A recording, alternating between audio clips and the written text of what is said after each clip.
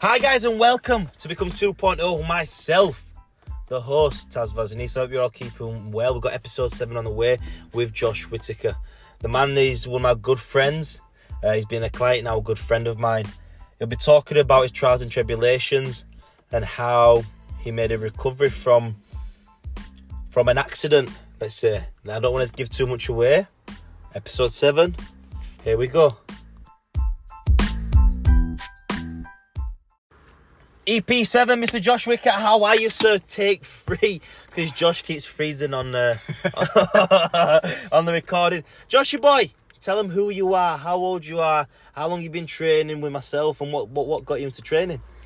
I'm Josh Whittaker, 30 as of Sunday, Wow. 2 days' time. Old man. I've been training with Taz now for 4 or 5 years. Saw his reels on Instagram, figured Thai boxing looks like a good laugh. We'll give it a crack. There we go, 4 years later, you're here. And I tell you what, you've been through a journey, mate. And yeah, what I want you to do in this episode, just tell the good people of the Become 2.0 what you went through, especially through... Let's go straight into it. All right, then we can veer off and stuff like that.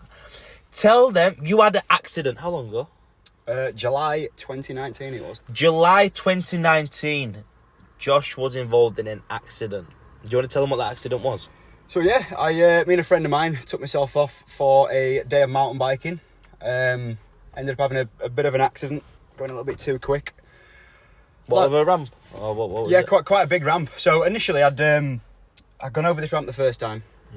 Not a big jump, nothing too big, but I landed it funny the first time, and I thought in my head I need more speed to clear it and land it better. So Speed always solves. turned around, absolutely floored it.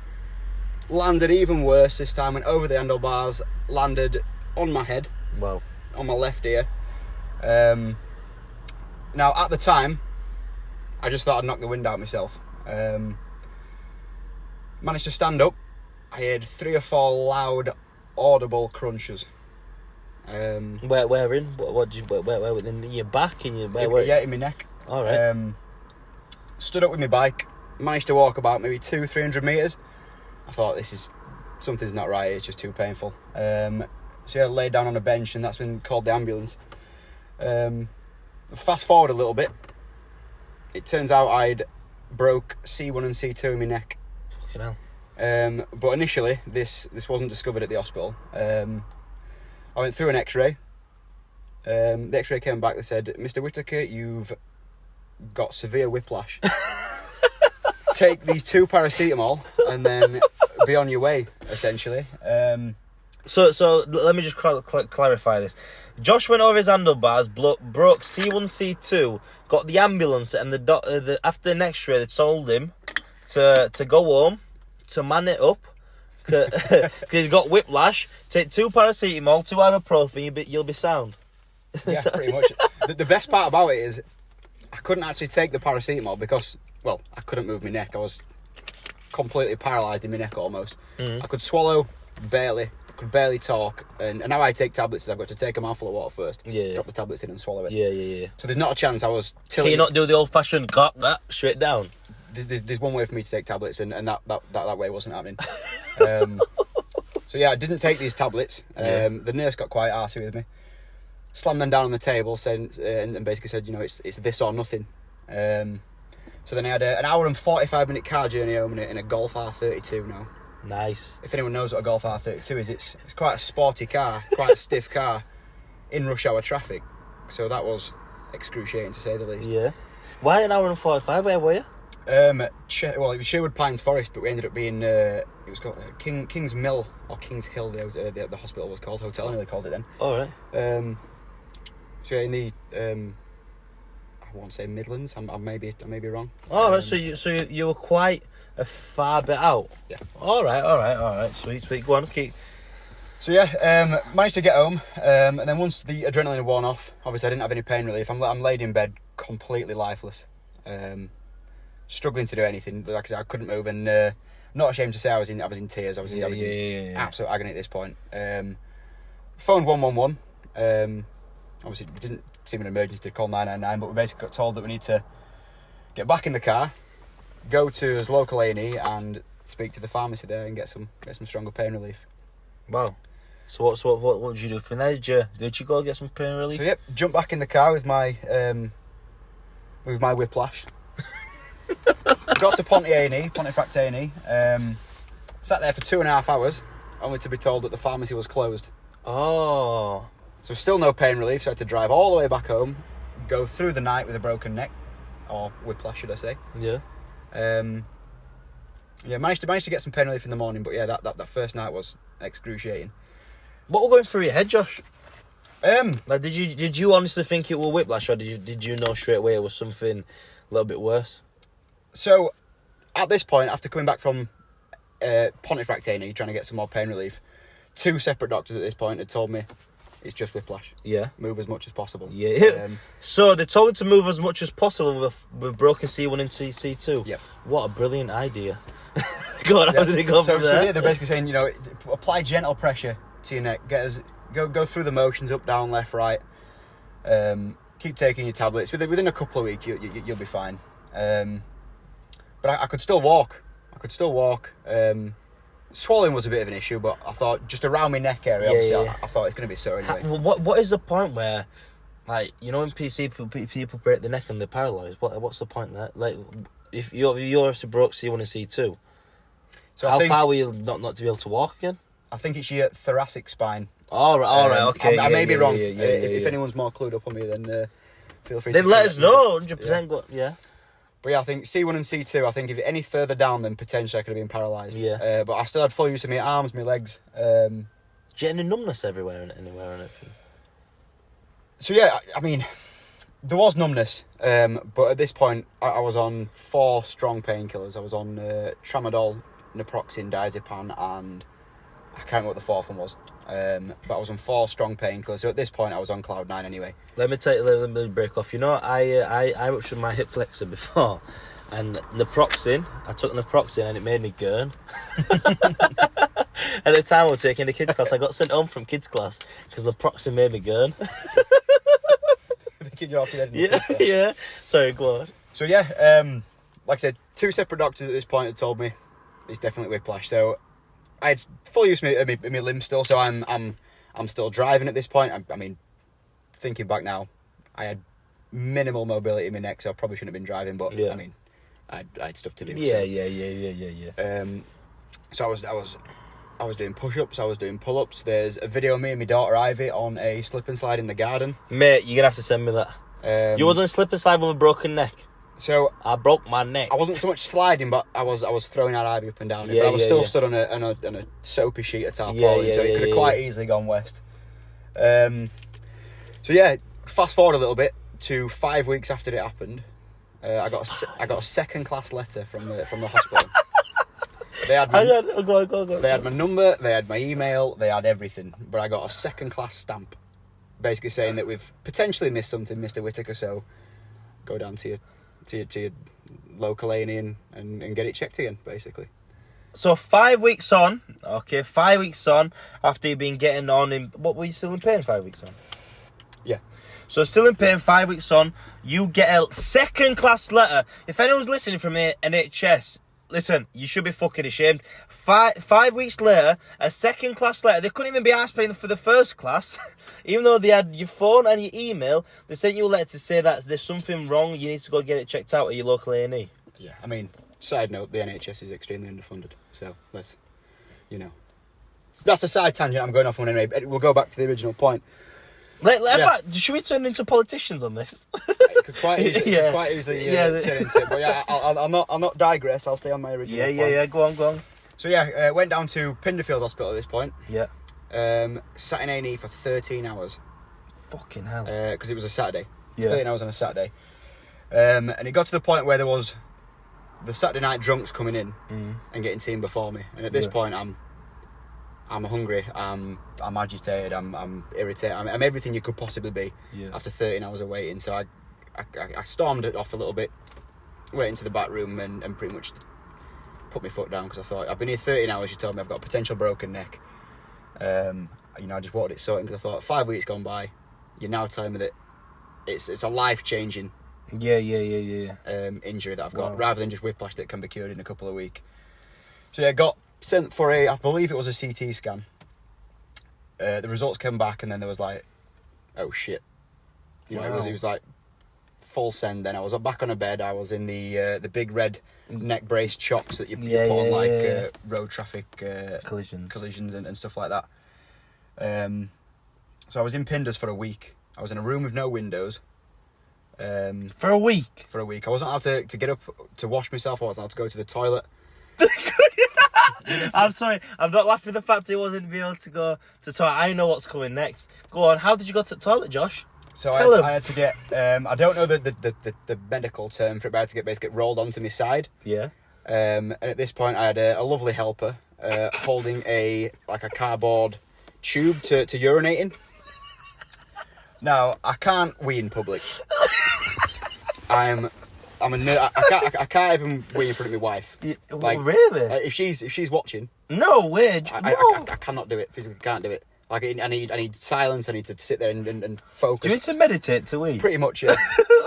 So this guy's holding it, and bear in mind he must be less than a metre away from me. Yeah. And he's going, "Come on, you can do it." And at this point, I'm like, I can't if you're talking to me. So 30 seconds go past, and then he says in even a shallower tone, he's like, "Come on, Mr. Whittaker, I can sense it." Now that was it. I just couldn't wee. I had to say to him, "Look, if this is going to happen, you need to turn around. You need to just hold it there and just be silent. Otherwise." What were your thing like? Who got your thing out? Did you get your thing out? I started using my hands. So yeah. I could hold me Johnson. I had Johnson. But that was in my control. I think that was the only thing that was in my control. Yeah. By the way, I'm not laughing at his condition. I'm just laughing at the story. You know, he's laughing about himself. I'm not being cruel and making jokes. Go on. They basically told me I had C1 and C2 were broke. Yeah. They gave me a special neck brace to obviously get me out of the big shock. Yeah. And then they were sending me on my way again. Yeah. But at this point, I'm a bit reluctant to leave the hospital because I thought I got sent away the first time.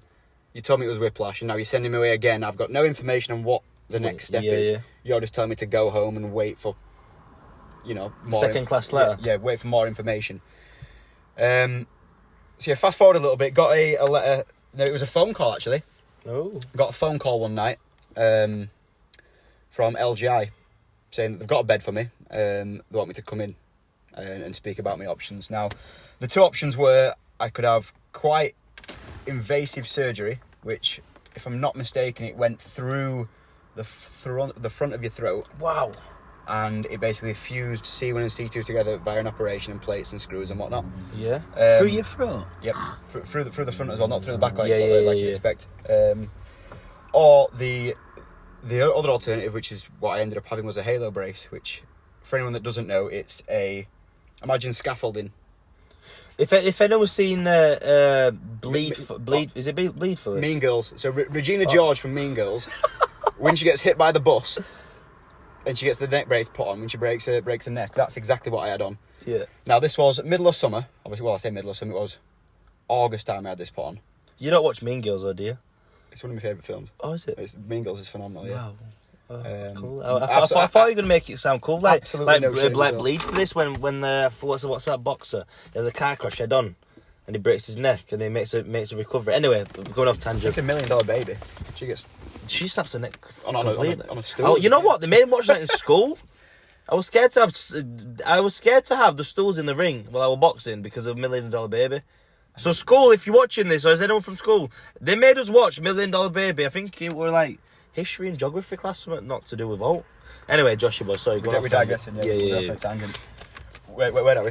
You had to wear a halo. So yeah, I had a halo brace on. So middle of summer, this halo brace weighed 15 kilo.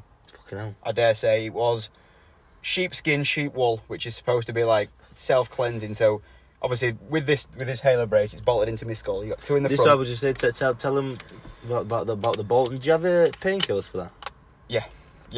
So the halo brace is bolted in your skull. So it's a piece of scaffolding that's put around your neck to basically drag your neck back into alignment to fuse the bones back together to fix you. So you've got 2 bolts in the front, 2 in the back. Yeah. So that's 4 bits of local anaesthetic, 2 front, 2 back. In your forehead and 2 in the back of your head. They put a little incision in where they've put the local, and then they line up these bolts and essentially tighten them in your head with like a medical torque wrench, essentially. Fucking hell. Go on. Then they put the rest of the scaffolding on, they put the bars on, the jacket's already on at this point, then they've just got to basically attach it all up and make sure it's in place. And that's then attached to my head for 4 months, I think I had it on. Fuck me. What we didn't realise initially was that, so every 4 weeks I had to go in for these bolts tightening. Yeah. The 2 bolts at the back were covered by the scaffolding bars, the halo brace bars. So they couldn't remove the bars because that would just then undo the process of fusing the bones. So they couldn't tighten them. So me and my dad had to sterilise a pair of mole grips and tighten it itself because they'd wiggle loose. Yeah. So imagine these bolts that were in my head were... I'm making a racket. The bolts were like a point on the end. Yeah. Like a nail? Basically like a nail into your skull almost. Yeah. So when these wiggle loose, you've got the full weight of the halo brace resting on this point, and that's just wiggling. Wow. So it's wiggling the skin and the flesh around it, so that's then making it bigger and bigger and bigger. Yeah. So obviously people are listening, they can't see. I've got a few dints. It's got 2... What it's got for people that can't hear, it's got 2 scars just above, probably an inch above his eyebrows, either side. Then have you got some up back here? Yeah, so 2 in the front, 2 in the back. Yeah. The front left one, which is obviously most visible. Yeah. I dare say about a centimetre. Yeah. In diameter, I think that's the right word. So it's like a centimetre dint. And that was due to... I don't know if this is the correct word to use. I want to say prolapsing. Prolapsing? Like the insides coming out. All right, almost. yeah. So like, because they were like wiggling themselves loose, yeah, I can only assume that this basically just wiggled my insides out. Yeah. So the front left one got infected. Yeah. I don't know how the back 2 didn't. Like I say, it was just me and my dad with a pair of sterilised mould grips tightening these bolts up. How did that feel? Oh, excruciating. You could feel every turn just grinding into your skull. And at this point, you had no painkillers? So I did have painkillers. I turned to a more herbal... recreational. A more recreational medicine, you could say, because I saw these 4 strong painkillers that were on where, that you had to get basically weaned off them.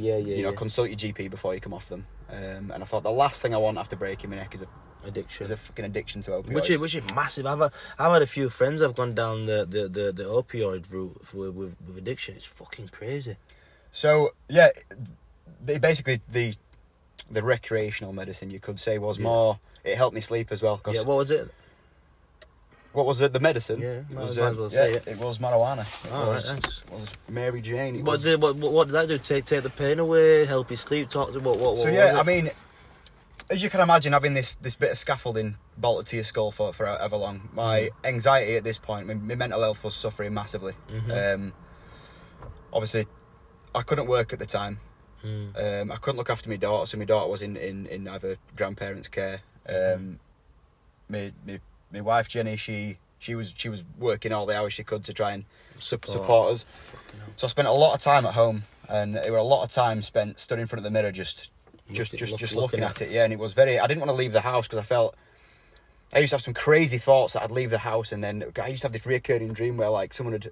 It sounds daft saying it out loud now, but someone had like put a chain around this scaffolding and like chain me up to stuff, and just these weird thoughts. And what with this on the painkillers, or just your mind going wild because it's not being doing anything? So these were like I dare say the reason I started smoking. I know a lot of people say that chronic use of marijuana causes anxiety and causes mental health, but for me it's the complete opposite. Yeah, I felt like my mind wasn't in the right place. You suffer with ADHD, don't you, as well? Yeah. So your mind's going through fucking loopholes every single time. At that point, it was completely undiagnosed. We were completely blissfully unaware. Oh, it's just recently you've been diagnosed with it? All right, okay. So yeah, like I said, my anxiety was through the roof. I didn't want to leave the house. I spent. Bear in mind, this was pre-COVID, so in total, I probably spent 4, 5, 6 months indoors. Yeah. And then COVID hit. Wow. So when I finally had the halo brace removed, COVID had just come. So it was February, March 2020. Yeah. I didn't get offered any physio apart from telephone consultations. So Fucking hell. I had very minimal. Well, I say very minimal. I had no movement in my neck for months. I think we started training, you know. Did we train or not? Did we not train through the period? I remember you coming back because at the minute, Josh's neck's not gone back to normal. He's still got a bit of a bent neck, haven't you, kid? Yeah, I'm mint at looking around corners. Yeah. If you need me to be a spy or anything, I'm there. Yeah, I guess. So sorry, go on. So the COVID hit. So yeah, COVID hit. And like I say, I know there was no face-to-face interactions. Yeah. And I guess I was kind of thinking, woe is me, you know, I'm there, broken neck. I just wanted to get myself fixed and get back at it because... Yeah. I've always, well, I say always, since being 17, 18, I've always been physically active. I've always liked to push myself and just get after it, if you will. Yeah. So this period of time spent in the house, it was affecting my mental health. It was really genuinely struggling. I just wanted to get myself fixed and get back at it. Yeah. I had 4 telephone consultations, and then they basically said after the 4th one, look, we've done all we can, we're going to discharge you. Fucking hell. So after with no mobility in your neck, after 4 phone calls, after you breaking your neck, bit really, they just let you go. Yep. So I had no professional get hands on and basically see me person to person, face to face, and be like, yep, you've got the right amount of mobility, it's moving as it should. Mm-hmm. Like I said, I've got this slight wonky neck at the minute. I think it leans to the right a little bit. I don't know if that's something that could have been sorted with physio or it's something that I'm stuck with, but yeah, it's just something that it's an answer that's never been given to me. So this is when it's really started to get interesting. After the halo brace took off, I started suffering with these headaches. Now these headaches were 5 to 10 seconds long, but I was getting anything up to 50 a day. Fucking hell. And anything. So is it excruciating? Where was it hurting? So it felt like someone just basically had my brain inside a vice. Squeezing. And you could hear like a kind of like, imagine when you turn the garden tap on outside and you can hear it like rushing through to the end. Yeah. You could hear it up the back of my neck. Yeah. Like rushing up. I thought it was blood initially. Yeah. Turns out it was brain fluid Fucking hell. rushing around my brain. So these headaches, like I said, 5 or 10 seconds long, up to 50 a day. Anything could trigger them. Picking my daughter up, tying my shoes, standing up too fast, sitting down, just anything. Like what? 4 to 5 seconds. 5 Just 5 to 10 intense, seconds. excruciating Like, pain. Could you see? 9, no, because my eyes were squeezed. Like Yeah. On the pain scale, 9 or 10 easy. Like I said, I'd like to think I've got a decent pain threshold. Like I've been in some painful situations. You broke your neck, geez, and you were driving about. I think I'd break my neck 10 times over than go through these headaches again. Yeah. These were horrendous. So yeah, it was still during COVID, so the reaction time for wanting to figure out what this was delayed anyway. So, like I say, during COVID, couldn't see anyone. I'm not back at work at this point. Suffering again, like I say, I felt one thing after another. My neck's broke. I feel like I've been halo brace taken off. I'm on the mend. These headaches start. There's a recurring theme of mental health here.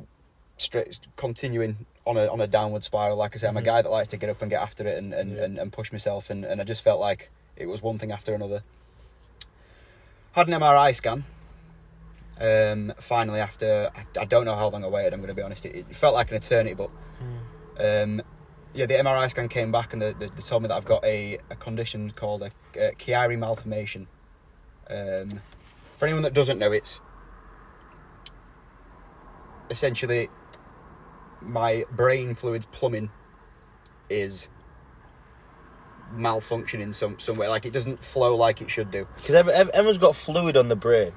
Everyone's got fluid that protects the brain. Am I right in saying that? Yeah. Just for the skull. It's like a pinky fluid. And what Josh's brain, really, like you said, he wasn't getting rid of it. So what were it just mounting up. So when I realised that it was extremely serious and I really started to panic, is I started having nosebleeds, and in this nosebleed was brain fluid. So I had nosebleeds and I had this fluid coming out my nose. Fucking hell, I didn't know that. So like I said, all these headaches were getting worse. Yeah. And the symptoms were getting worse. And at this point I'm thinking, I'm like, something's Seriously. I thought straight away it's like a tumour or something. Like, Yeah. Like I've got there's a build up of pressure in my head. It's a brain tumour. Like, and then when they finally explained what the condition was, so it's related to hydrocephalus, which I've got a twin sister, Chelsea, and she's got hydrocephalus, which that was picked up from birth. And then she was extremely poorly from birth, in and out of hospital constantly. She's got a shunt fitted, which basically that's like more plumbing in the brain, and it goes through a system and she wheezes it out. Now that was one of my options for rectifying this, putting a shunt in. Like what? Like a small device inside your head. Yeah, like a little, I guess no thicker than an iPhone charger. Yeah. All right. Yeah. Oh, the second, the alternative was brain surgery to fix it. Now, I wanted to see what the operation was. I wanted to see what I was getting myself in for, and it's basically a 6-inch incision down. So I think you've got C1 to, is it C8, C9 maybe? Yeah. So it's 6 inches on the back of my head, and they're basically, you know, the tiny, so you get the big part of your brain, then you've got like the little tiny walnut thing that attaches to your brainstem. Yeah. So the cut in there, a little 6-inch incision, and they basically remove a part of my brain, which, for anyone that knows me, removing any more of my brain, it's not a good idea. Not a good idea, no. I could do with all the brain that I've got. So yeah, removing it was quite a scary thought. I wanted to know what I was getting myself in for, like always, but obviously the side effects were paralysis. Fucking hell. Like I said, my mental health at that time was extremely low. Not at rock bottom yet. We'll get to that in a bit, but it was extremely low. But I thought, I either suffer with these for the rest of my life, which they told me that I would. I'd suffer with these headaches indefinitely, or I go for this surgery. So yeah, I have this surgery. I'm not too sure how many hours I were in, but this was at Northern General in Sheffield. Came out, woke up in intensive care, and now there's some stories within this next couple of weeks that you'll want to hear, because I know you've heard yourself, but there's the next 2 months. And that's being generous, was the most excruciating pain. Just excruciating pain and discomfort. What, your head? Just my body, just in general. So I think it's such an invasive surgery, and it's so, you know, they basically had hands in the back of my skull, the back of my brain. Fucking hell. It's just your central nervous system shot. Like, I had to learn to walk again. I couldn't go to the toilet. I couldn't go to the toilet. I had no appetite. Just all my... Sorry guys, we're back. Just had to take a quick toilet break. So Joshua boy, you were saying about the invasive surgery and about you waking up in intensive care. Yeah, so woke up in intensive care. Like I said, I had to learn how to walk, and all my central nervous system was shot. I had no appetite, just everything I had to like learn to do again. Like walk, like yeah. You couldn't move your feet. So I had. It's as if I was in like, the best way to describe it is as if I was in chains. Like, imagine like, think of a western back in the day, or like maybe Django Unchained, where they had chains around the feet and you could only move maybe a couple of inches. That's the best way to describe it. Like, I feel like it's like I couldn't take a full stride. Yeah. I remember at one point I've seen Kill Bill where she sat in the van and she's wiggling her toe. Like, I had to physically focus and concentrate so hard just to move my toes. No way. So I was only in there for a week, considering, like I made massive progress in that week. From not being able to walk. All I could do was, so one of the stories, when I first woke up in intensive care, I couldn't move, but I had to be sick. Oh yeah. So I'm retching to be sick, but I couldn't like lean forward to put my head in the bowl, so I was just sick down myself. I could. Oh wow. I eventually got the bowl underneath me, but I couldn't retch properly, so I'm having to like have this bile come up in me, like full mouthfuls of bile, and I had to spit it into this bowl. I remember apologising to the nurse because I must have looked like a right state. So yeah, after 2 days, those 2 days were excruciating, but they were a bit groggy. I was on morphine then. I had to get taken off the morphine because they were giving me really vivid dreams, like really, is it lucid dreaming where you feel like controlling dreams? Yeah. And one of the dreams, I can remember there were me and some guys in the army, and we trashed a baby shower. It sounds really daft. So this baby shower must have been taking place in the morning, and we went in and we trashed it on the night.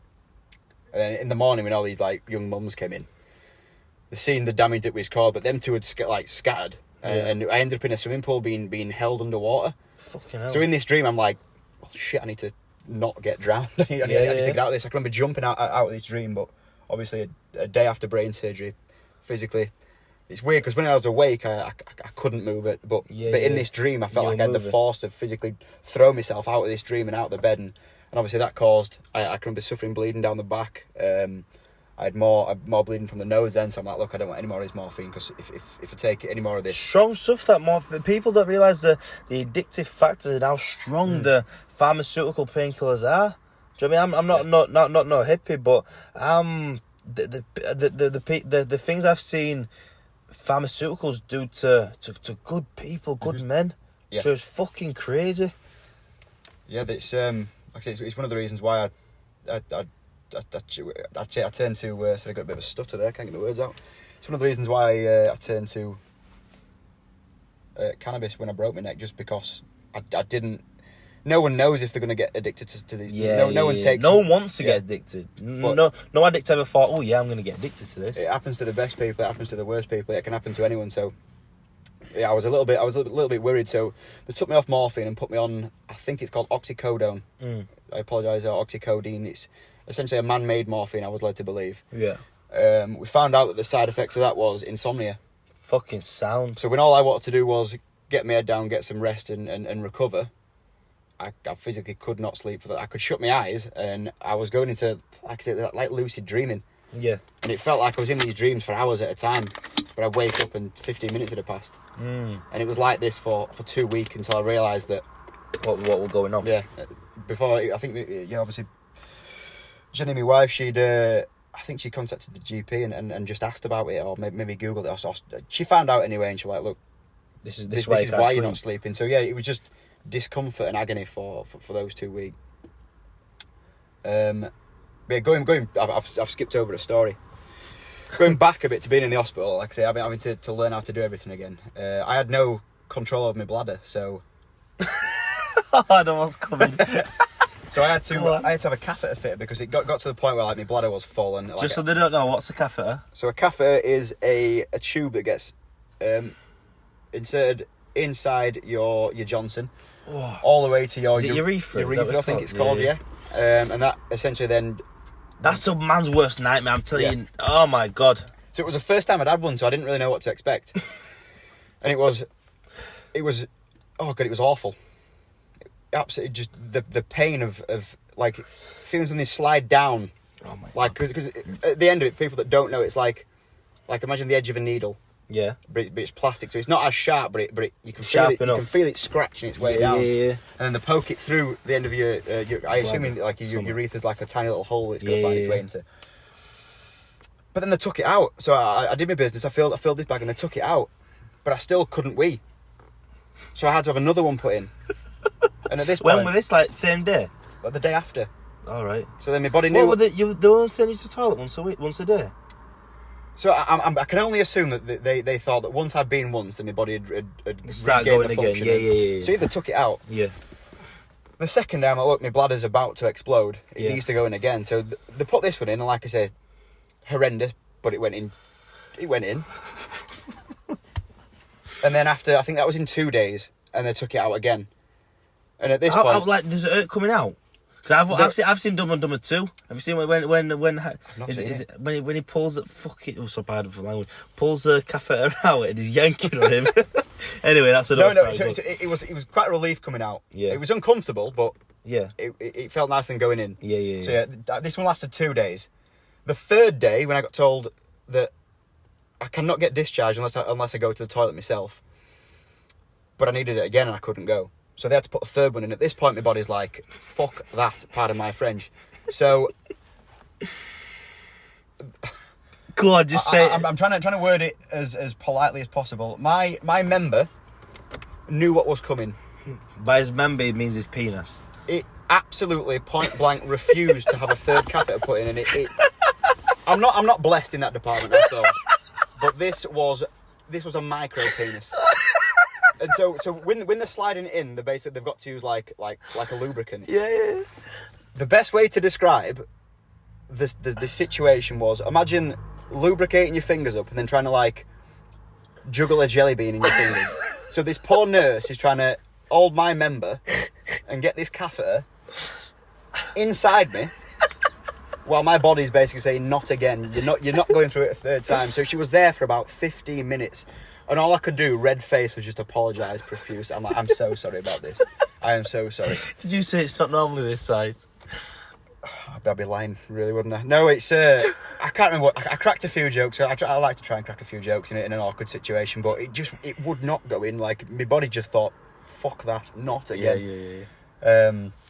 She finally got it in after probably 10 or 15 minutes of trying, and then I finally managed to go myself, so I was allowed to get discharged. So yeah, that was on the road to recovery then. Going back to the mental health side of things, like I say, it's still on a spiral. Like I say, I've gone from being, so I was in the army for 5 years. And anyone that's been in the army, or anyone that speak to guys in the army, your mindset's your best weapon. There's nothing you can't do. If it's a physical task, if it's a mental task, you'll give it 110%, and you'll give it your all. There's nothing you can't do, or you'll at least attempt it to your best ability. So I've gone from being indestructible in my mind to having these two life-altering accidents. Well, one accident, one surgery. So yeah, my mental health was on a rapid decline. I was questioning everything, questioning myself, questioning if I could make a recovery from this. Like I said, I'd been boxing with Taz for how many years at this point? 2 years Two or or so. 3. Like I say, A little bit longer. I think you've been boxing with me a bit longer, you know. Yeah. Would you start with me at Ultraflex? Yeah. Ultraflex for 2 years, and COVID for 2 years. That's 4. Now we're you've been with me for 5 years now. Yeah. So I've been training like jiu-jitsu and kickboxing and a bit of Muay Thai since being about 18, 19. And I always said to myself, look, I want to compete. I had 2 goals in life: visit Thailand and train in Thailand, and compete in a boxing match. And now I got told that I'd never be allowed to box, I'd never be allowed to spar, I'd never be allowed to do any form of impact training. So, like I say, I'm at the lowest of the low at this point. And then to get told that the only thing that I wanted to do to test myself physically that I couldn't do. How would you feel? How do I feel now? And how would you feel then? It was heartbreaking, to say the least. Like I said, Jen had to live with me, and I was a fucking nightmare to live with. That's, excuse my French, but it's. I weren't a nice person to live with. I was in my head 24/7. That's being at home. That with a, don't forget, you've got neck brace on it this time. No, it's obviously my neck brace could come off. Now. So this was post brain surgery. Yeah. Yeah. Right. So you're in your own space all along. You're on sort of house arrest, really, if you want to call it that. Mm-hmm. But you can't leave, you can't do nothing. You've got these headaches that are still going. You're scared. You've just been told that you'll never be able to compete. It's a life goal, you know. It's rightly so, but that's life that throws all a curveball, you know. And one thing you've done, you've come out the other end fucking fighting, my mate. Yeah. Do you know what I mean? Yeah. Because you're back trading now. Yeah. You're back feeling good. You're back smiling. You just completed the 4 weeks intense fat loss training challenge. You're looking one of the best shapes I've ever seen you. Mm-hmm. Do you know what I mean? Life is good. Yeah. You've started a new job. Do you know what I mean? Things are going well. You've got to look out. Sometimes we're all guilty of not actually realising how far we have come and not giving ourselves credit. You know, we're focused and rushing forward to the next goal, but sometimes we've got to take a step back and look back how far you've come, mate. Yeah. You broke your neck. You had the determination, because I remember before you break your neck, there were talk of you actually come to work for Favy Boxing Fitness for myself, wasn't it? And one thing that I'll give to it, even when this man had brain surgery, even when this man had the halo on, we were still in contact. He was still talking to me. He still wanted to work alongside myself, and you know that's a true honour. But I could say, because when someone's in that way and they still want to are persistent and determined to get better because they want to achieve their life goals, I take my hat. Listen, you're the biggest warrior I know. Do you know what I mean? You've been in there, not just physically as well, but mentally in your own head, pickled in a dark place. But you still wanted to come out and be on top, and I take my hat off to you on that side. Do you know what I mean? I appreciate that. Yeah, that's one thing. This is why I wanted to jump on this podcast and just have a chat to you and tell these people that everyone goes through shit, but no matter how low you feel, that you can always come out the other end. Yeah, do you know that's a massive thing. That's the point I was trying to get to. Like I say, I went from feeling indestructible and on top of the world, and like the world was my oyster, and that with a strong mindset that you're indestructible, and then the next 2-3 years I was the lowest of the low, and like the one thing I couldn't get my head around was this indestructible mindset that I had. Like, where had it gone? Like, I'm at one point, I'm not ashamed to say now, I was contemplating suicide. Like, I was so low and so down, I couldn't understand this bulletproof mindset that I had. Like, where was it? Like, I thought I'd been lying to myself. This persona that I had that I was indestructible, and that this guy that I'd built up in my head that can achieve anything if he puts his mind to it, it was no longer there, and I felt like I was so lonely and so low. But do you think like that's because of the painkillers and the blocking the receptors and stuff like that? Or do you think literally that was purely because of the neck break and you felt like you've tripped up in a sense?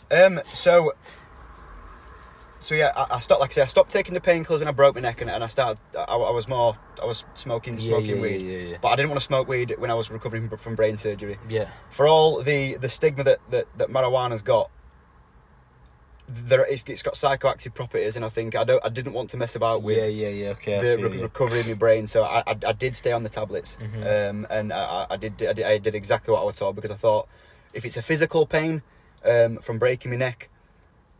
And like I said, being in that halo brace, I was struggling to sleep. Like I said, I had a big square cage on my head. So I like a budgie, like a budgie fucking cage on top of your head. And then you lay down, and those bolts were digging in your head. I needed a relaxant, and these weren't relaxants. These tablets I were on. Yeah. I've lost my train of thought again. So yeah, I didn't smoke when I was in recovery, because I wanted my mind straight. Yeah. Because I thought, obviously, a lot of people that don't know the benefits of marijuana instantly assume that it causes mental health issues. Yeah. A lot of people think it's a gateway drug, don't they? Yeah. But you know what's a bigger fucking gateway drug? Alcohol. Which is legal to buy. Yep. Do you know what I mean? That's people have got a persona about everything, but you've got to realise that you've got to do it what works best for you. And it's in moderation as well. Like, don't get me wrong. As much as I love a smoker, I like edibles.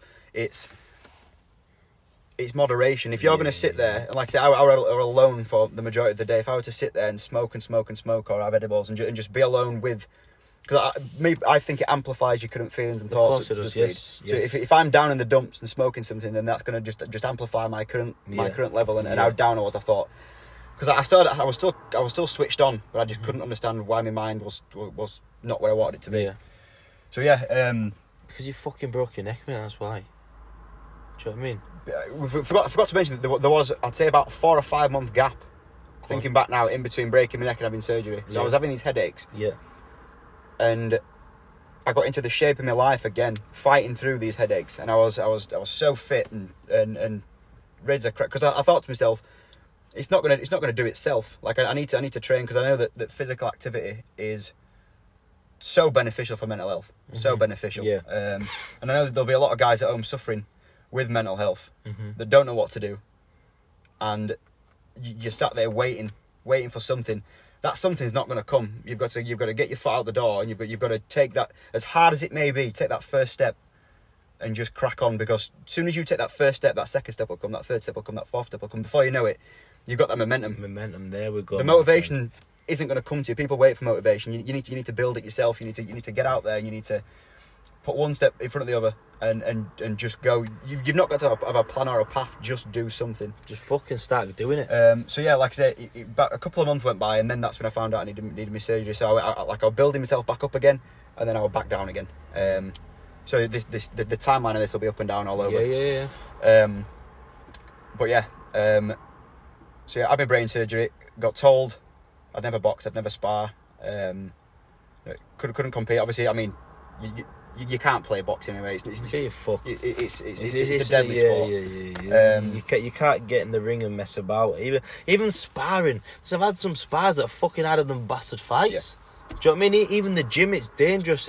It's not something that you can. It's not a team sport. In football, you've got another 10 men that they're gonna wipe your ass if you're lacking. In rugby league, you've got another 12 men. In rugby union, you've got another 14 men. Do you know what I mean? Boxing's the one thing you cannot fuck about with. Thai boxing, any combat sports, jiu-jitsu, Brazilian, judo, whatever you're doing, you cannot fuck about in the martial arts. Yep. But it took me a while to get my head around that. The one goal I wanted was to compete, and because I've never been in that situation. I've sparred before, but when you're under them lights and in that ring, it's just you and your opponent. That's when you really find out who you are, and that's when you feel most alive. It's that fine line between controlled violence is a beautiful thing because it's controlled. The feeling that you get when you're looking across the ring and the man wants to take your fucking head off. It's something crazy. So I dare say I've been slightly close to it in basic training. We did something called milling, which I know I wasn't in the parachute regiment, and I know that's like strictly a parachute regiment thing, but we did do it, and it's 2 minutes of controlled aggression. It's not boxing. Yeah. It's milling for a reason. You swing and you swing and you swing and you don't stop for 2 minutes. So I guess I've kind of experienced it, but it took me a while to adjust to the thought that I'll not be able to accomplish one of my goals. But then when you take a step back and you think that there's more, like I've got the bigger picture. I've now got a 6-year-old at home. Yeah. Even when you're fully fit and fully healthy, it takes one shot to put your lights out and not to wake back up. There's many boxers that every year die of it. Well, did you see that kid in Thailand? He got elbowed and died. So that's recently, mate. And about that kid in Africa as well. Yeah.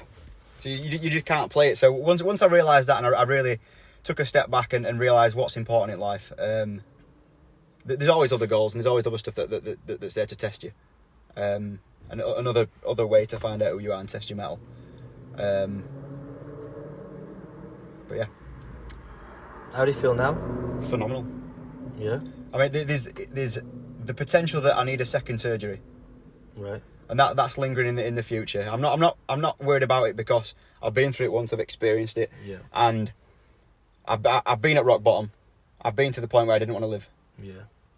And I've got through it, and I know the steps that if I go through it again, I know the recovery process, and I've got. You've done the dance. That's it. You've done the dance. I've been through it. I know what I need to do to get back out of it. Like I say, it's not guaranteed. It's going to go ahead. It might not. If it doesn't go ahead, I'm in the shape of my life now. Yeah. We just move to the next. Just you wait till you see Josh's progress photos, and we keep working forward. Keep hopefully get you on board of one of our team. Achieve that, and we keep taking over the world, because I want to surround myself with men like yourself. True warriors, the men that life has thrown everything at, and they said, fuck it, I'm taking it anyway. Do you know what I mean? That's what I'm big about. Whatever you want to achieve, you got to go fucking full throttle. And that's exactly what you've done, my friend. Yeah. You should be proud of yourself. Your daughter will be proud of you. Your miss should be proud of you. You anything that you wanted to do, you've fucking done. Fighting, it doesn't matter, mate. Fighting is fighting.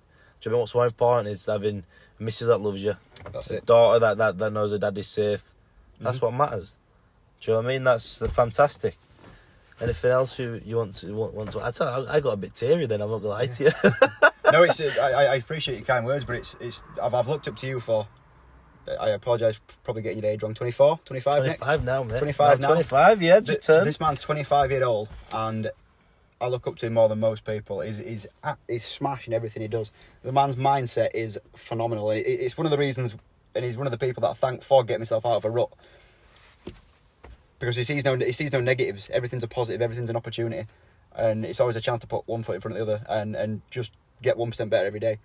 But yeah, I think a closing point, like I said, I've touched on mental health, and I know it's massive. It's a stigma. It's guys are afraid to talk about it. I know Paddy Pimblett said it in UFC, and it is guys will still be afraid to open up and speak to someone because they've got this ego, they've got this chip on their shoulder. They feel like they've got to put an act on in front of their mates.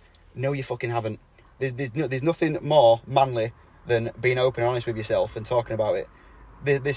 You putting this big act on and pretending that everything's fine and you can just man up and handle it. That's your ego talking. Yeah. Scrap your ego. Your ego gets you in shit more times than it Yeah. than it saves you. You need an ego in certain things, but realistically, you need an ego to back yourself. That's what you need an ego for. You don't. Ego and mental health don't go together. For myself, I've got a massive ego, but I've got a massive ego because I fucking want to achieve anything. I achieve anything I want to say. That's the ego. For mental health, fuck the ego, fuck the stigma. Talk to each other. I know friends that have. I know people this year that have taken their life. Do you know what I mean? And we're in 2022.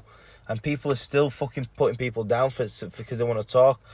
My door's always open. My inboxes are always open. My emails are always open. My number's always open. For anyone that's to talk and anyone that's around me, they know I will ask intrusive questions because I want to make sure that everyone around me is cool. Everyone's around me is sound. And a lot of people, I'll be honest with you, a lot of people come to me just to talk. They say they want a session. We end up doing 2 bicep kills, a 2-minute round. I think I've said about 3 marriages this week, you know. We've done it ourselves, mate. I think we've done 2 rounds of pads and just waffled. But you need it. Men need an output. And you know what? I might start a fucking group or something. Do you know what I mean? Like a men's mental health group. Just come in and talk. And I tell you what, fuck it. Let's put some feelers out. Whoever's listening to this, we'll start something up. I'll be game for that. Yeah, just meet up once every 2 weeks or something. Lads, I want to get some training sessions in and fucking have a good chat. What a fucking good idea. Now we said it on this, we're going to have to do it. That's it. I mean, first time I ever met Taz, he didn't know me, I didn't know him. But you feel like you can open up to a stranger, you can talk to a stranger. I feel like it'll not come from a place of judgment. And I guess that's what a lot of people are scared of. They're scared of judgment. Listen, I'm not fucking perfect, man. I've been to them dark places. You know, 5 years ago, I was sat in my car with my head in my hands with 75p in my bank. I had to go back to my mum's house because I couldn't afford to feed myself. Do you know, I've been at the lowest of where listen, I'm not perfect. People, I appreciate the kind words from Josh, but I'm not fucking perfect. I have my up and down days, but you know what? I'm just thankful to be fucking here. But it's normal.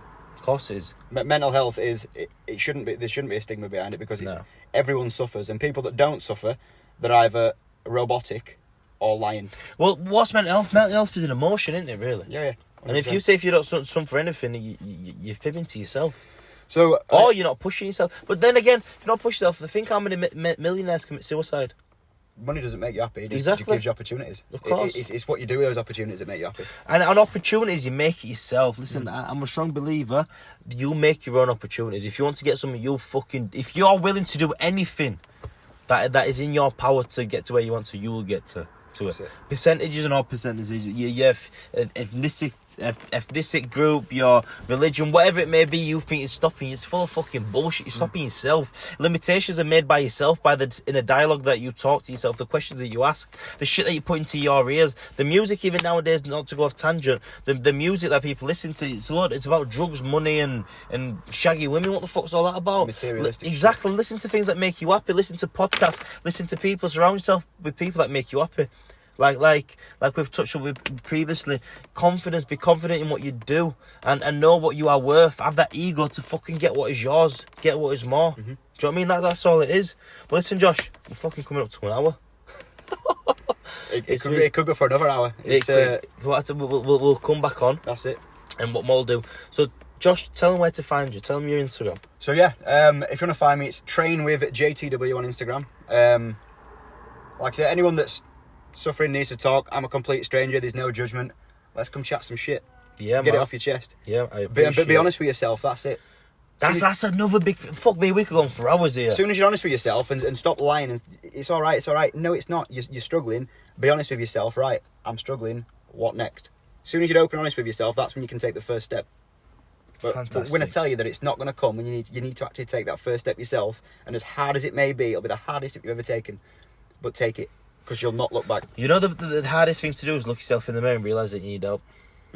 As a man, the hardest thing you'll ever do is look in the mirror and say to yourself that you need help, but that will be the best thing you ever do. Speak to someone, reach out. If you're struggling, talk to them. If you can't talk to someone, listen, I used to have mates when I felt down. I said, mates, I fucking feel a bit down, you know. They used to say, shut up, you silly cunt.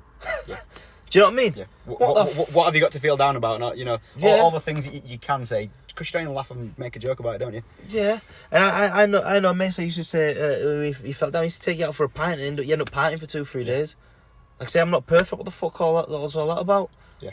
Do you know what I mean? Drugs isn't the answer, beers are not the answer. What the answer is exercise and talking. And getting your head getting your head out your phone. Get your head out your phone, out your fucking ass, and realise who the fuck you are. We are superior, we are limitless. And you're putting yourself in a fucking box here. I'm going off a tangent, but I need to tell him, Josh. You're going off you're limitless. You've put yourself in a box where you think nothing's possible. And listen, I'm gonna fuck this. I'm gonna fucking film a movie. I'm gonna tell him how to do it, Josh. I'm gonna give him the fucking blueprint, mate. I'm gonna tell you that now. I'm gonna take a team to the top, because when people say it's lonely at top, it's not. Take the right team with you, my friend. That's it. Do you know what I mean? But listen, I appreciate it, Josh. I appreciate it. We're doing a part 2 because that was too fucking good. Yeah. Yeah? Thank you very much.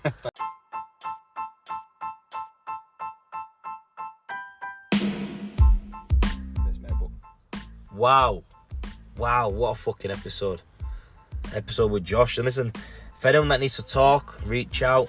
If anyone needs help, reach out. Josh is a prime example that no matter how low you go, you can make it out. My champions, I hope you've enjoyed listening to this as much as me and Josh enjoyed making it. I hope you have a fantastic day.